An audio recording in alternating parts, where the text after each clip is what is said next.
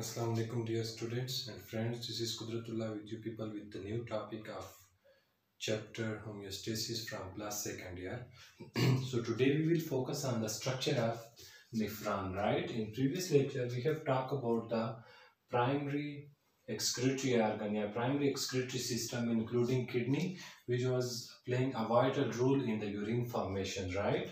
So today we will talk about the structural and functional unit of kidney, which is named as nephron, right? So what is nephron? Nephron is the fundamental, the basic, the structural and functional unit of kidney, right? Every kidney contains more than 1 million nephron, right? Every kidney contains about or more than 1 million nephron. The length of nephron is about 3 to 4 centimeter. Each nephron is about 3 to 4 centimeter long, and if we look at the composition of nephron, each nephron is contained of two major parts. ठीक है, हर nephron के two parts होते हैं. Number first one is called as renal capsule, and this renal capsule is also named as Malpighian capsule, right? Malpighian capsule. And the second one is named as renal tubule, right? So this is renal capsule, as the name indicates that this is a capsule shaped structure, right? While this renal tubule, it contains a tubes like appearance, so that's why this is called as renal tubule. So this renal capsule or renal tubule is further divided in two parts. Number first one is called as Bowman's capsule, and the second one is called as glomerulus, right? Renal capsule is divided in two parts, glomerulus and Bowman's capsule, right? So we will discuss about glomerulus first. What is glomerulus or glomeruli? Glomerulus is actually the bunch of capillaries, the tuft of a capillaries. Capillaries का एक गुच्छा होता है, right? Which are serving, this glomerulus is serving as a receiving chamber. This is very important point. ये बहुत important objective है. Glomerulus is serving as a receiving chamber of blood from the efferent arteriole to the renal circulation. यानी सबसे पहले efferent arteriole जो है, जो कि blood ले आती है toward the renal circulation, renal artery से ये निकलती है. इसका डिटेल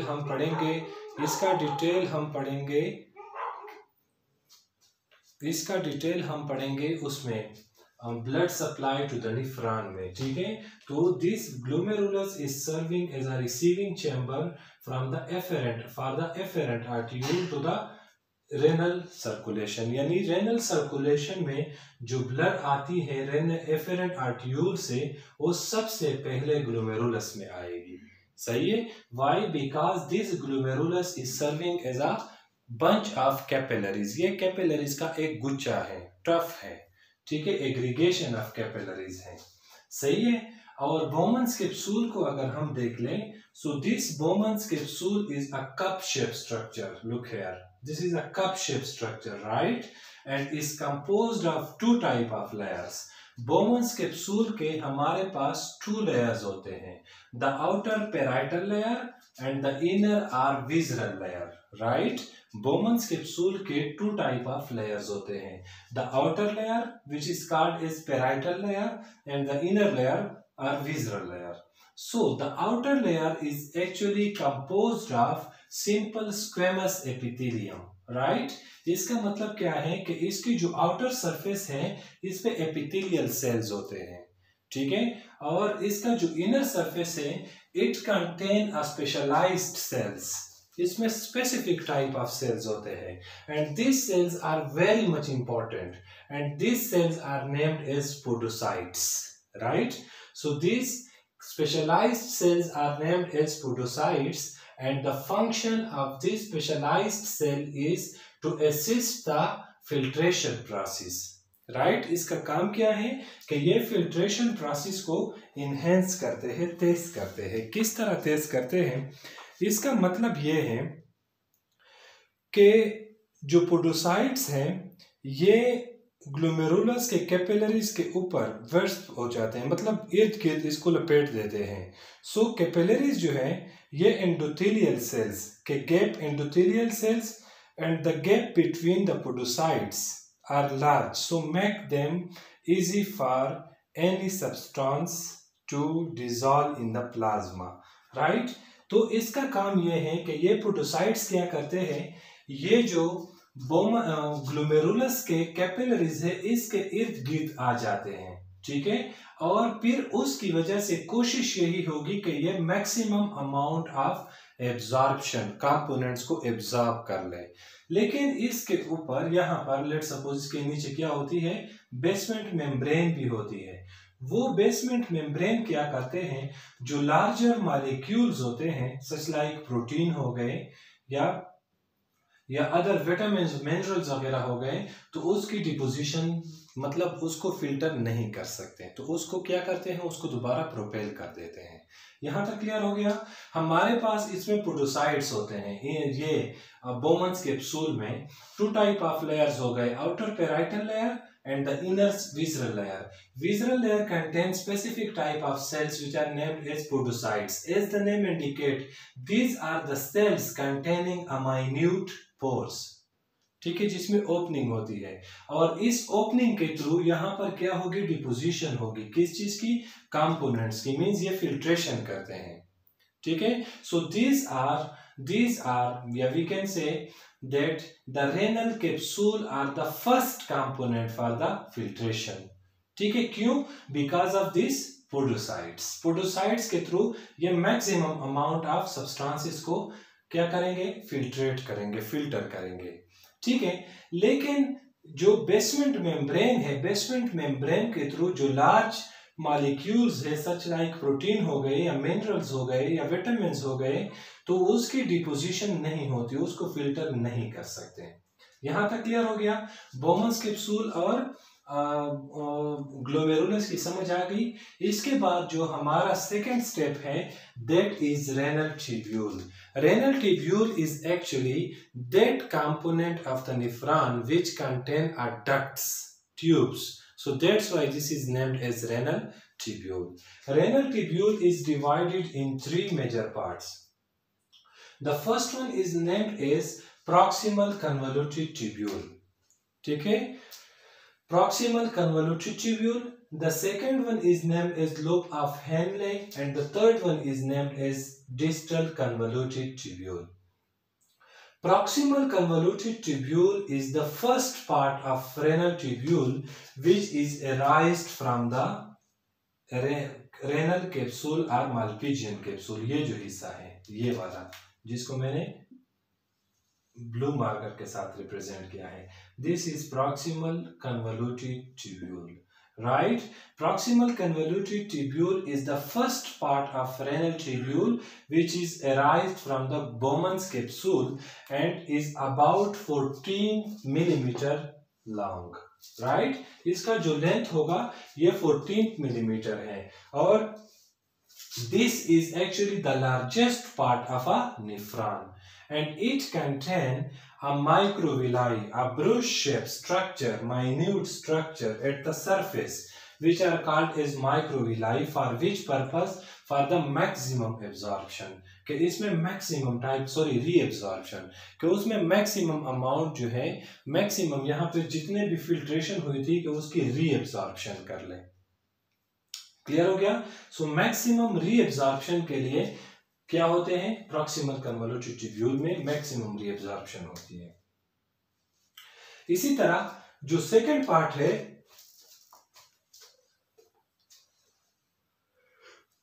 ये second part, this is called as loop of Henley.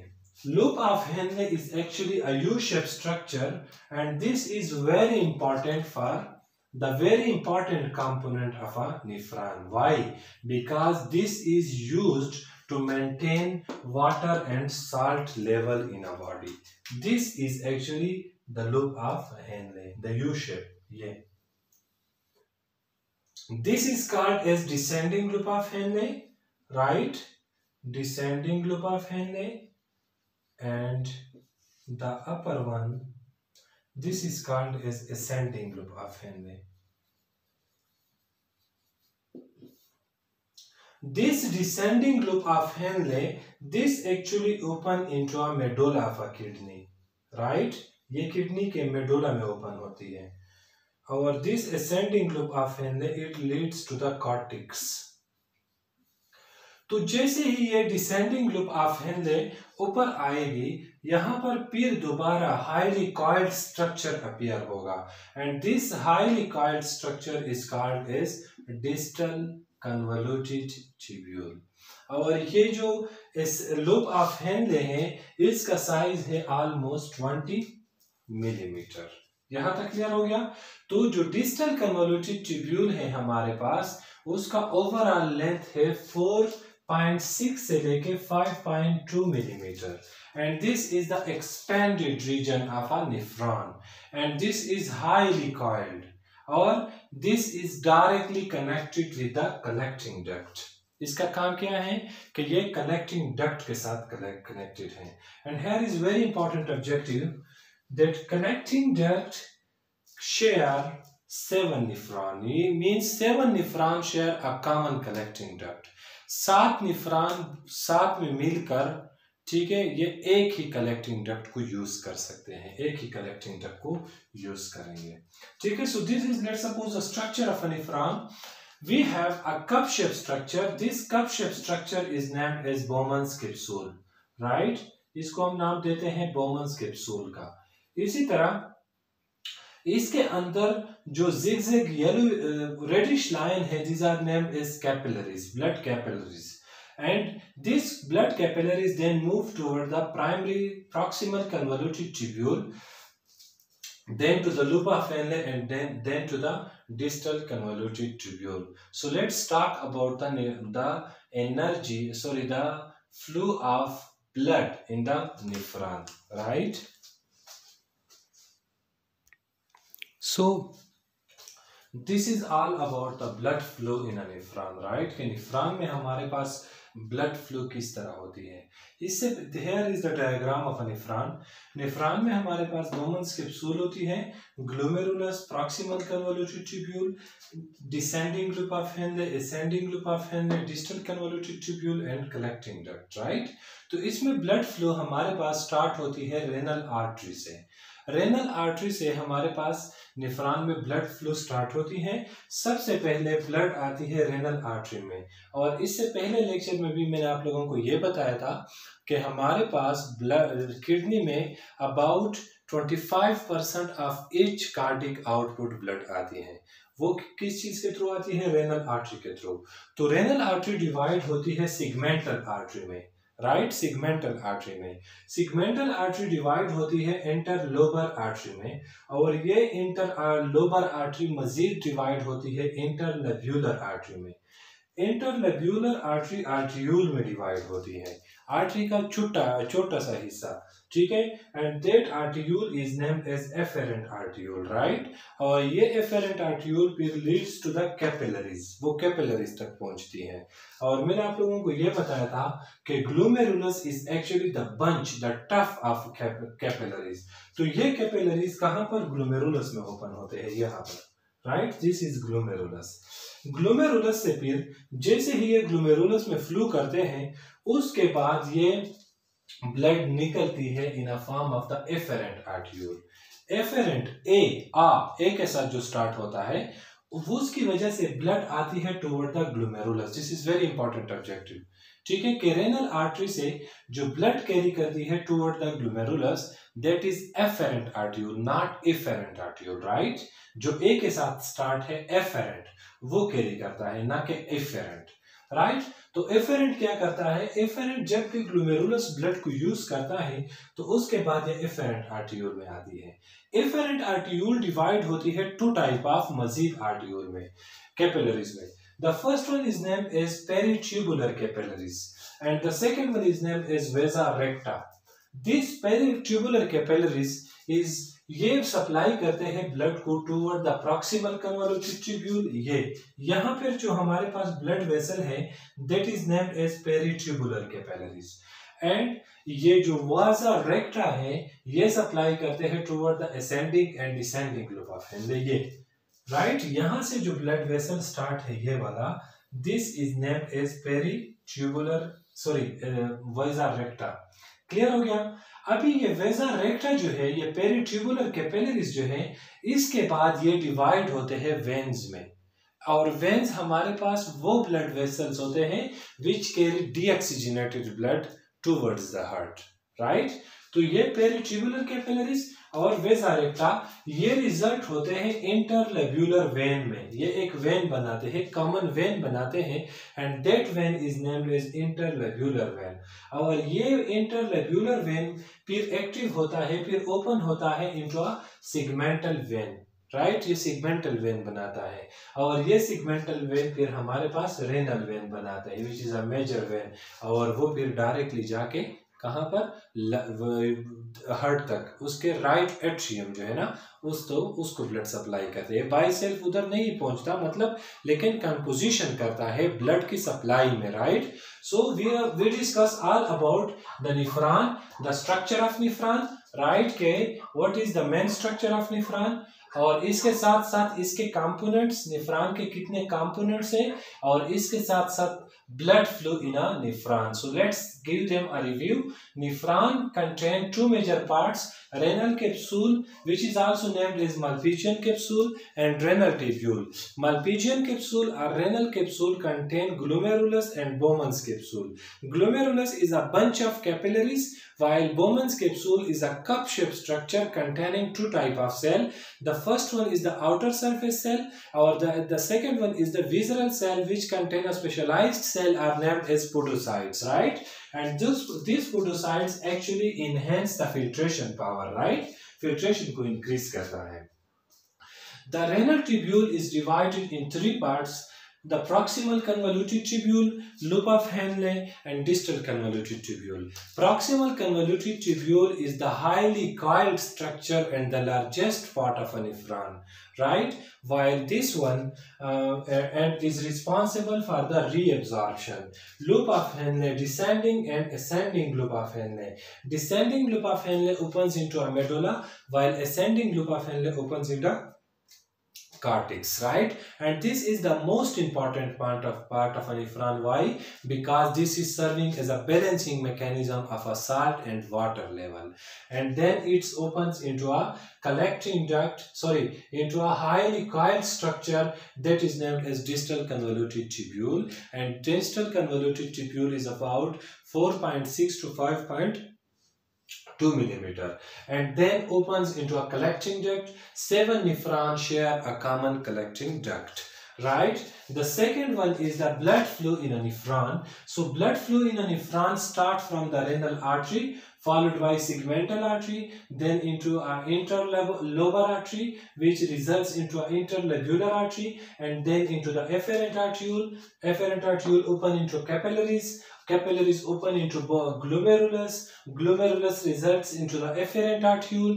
Efferent arteriole divide into peritubular capillaries and vasa recta. Vasa recta supply blood to the ascending and descending loop of Henle, and this peritubular capillary supply blood to the proximal and distal convoluted tubule. Both the peritubular capillaries and vasa recta results into a vein which is named as the interlobular vein, and this interlobular vein again results into a large vein which is named as segmental vein, and that segmental vein results into a renal vein. If we talk about the types of nephron, we have two types of nephron, right.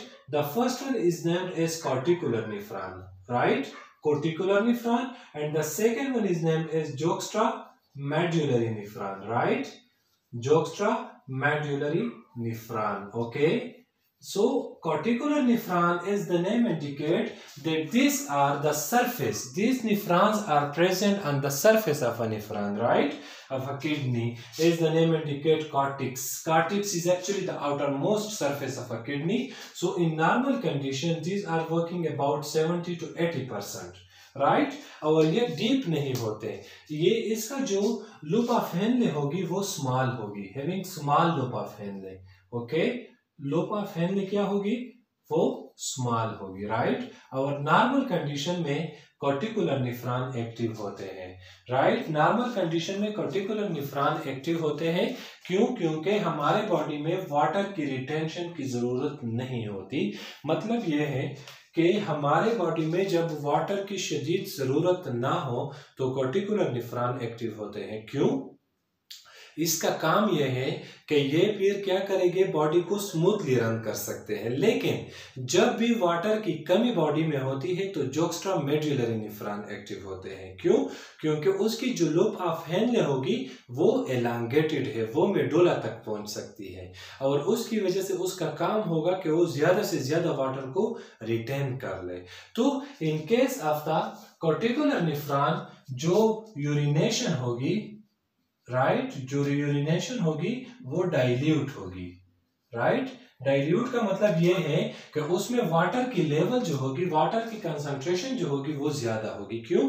क्योंकि हमारे body को इतने water नहीं चाहिए। लेकिन in case of a जोक्स्ट्रा medullary nephron हमारे body को water की रिटेंशन की जरूरत है, तो उस कंडीशन में फिर क्या होगा, जो यूरिनेशन होगी बॉडी की, that will be highly concentrated. वो क्या होगी, वो कंसंट्रेटेड होगी। क्यों? क्योंकि हमारे बॉडी को वाटर की मुसलसल जरूरत है। और juxta medullary nephron about 20 to 30% हो गए, but this are activated in a emergency state. यानी जब भी हमारे बॉडी में वाटर की कमी होती है और हम वाटर ना पिए, पानी ना पिए, तो उस कंडीशन में जोक्स्ट्रा मेडुलरी नेफ्रॉन एक्टिव होते हैं। So let's give them a review about the topic of types of neuron. Neurons are divided. Neuron contain two different types: corticular nephron and juxtamedullary nephron. Corticular nephron are that type of neuron which contain a small lobe of Henle, and these are working in the normal activities of a body and having more than 70 to 80% of the nephron are corticular nephron, right? So these are serving in a smooth activities of a body. जब body normal condition में होती है तो corticular nephron active होते हैं, while juxtamedullary nephron are about 20 to 30% of the all over kidney nephron, and these are activated in an emergency state. Why? Because they have a very large lobe of Henle, so that's why they can retain water for the body and prevent them from the loss, from the excretion. So और इसका काम क्या है, इसमें जो हमारे पास इनके साथ juxtamedullary nephron जो urination होगी, that will be concentrated. Concentrated urination means that contain a small amount of water, a small amount of solvent and huge amount of solute. While in case of the corticular nephron, urination will be dilute, means they contain large amount of water and less amount of solute. So this is all about the structure and function of nephron, and tomorrow inshallah we will talk about another topic which is named as the specific function of nephron, या ultrafiltration, selective reabsorption and tubular secretion. तब तक के लिए अल्लाह हाफिज.